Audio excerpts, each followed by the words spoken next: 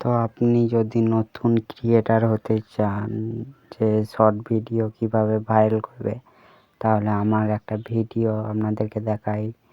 যে এই ভিডিওটা মোটামুটি 1 ঘন্টার ভিতরে ভিডিওটা র্যাঙ্ক করে গেছে, তার মধ্যে 6টা সাবস্ক্রাইবারও চলে এসেছে।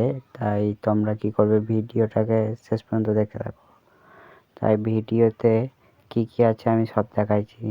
তোমরা যেটা টাইটেল দেবে সেটা কি ডিসক্রিপশন বক্সে দেবে, বেশি কিছু দেবে না, তাহলে পরে ভিডিও র্যাঙ্ক করতে অসুবিধা হয়।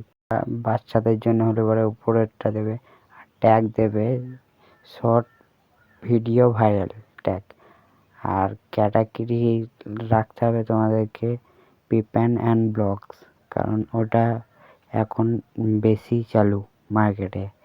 এবার যে ভিডিওটা নিয়ে তোমরা ভিডিও করছো সেটাই যদি এত কষ্ট করার পর যদি ভিডিওটা নাই ভাইরাল হবে, তাহলে তো একটু খারাপ লাগবে। তাই আমি দেখাইছি আমারই একটা চ্যানেল, ওটা কিছুদিন আগে খুলেছিলাম আর কি, ওই 2-3 দিন হবে।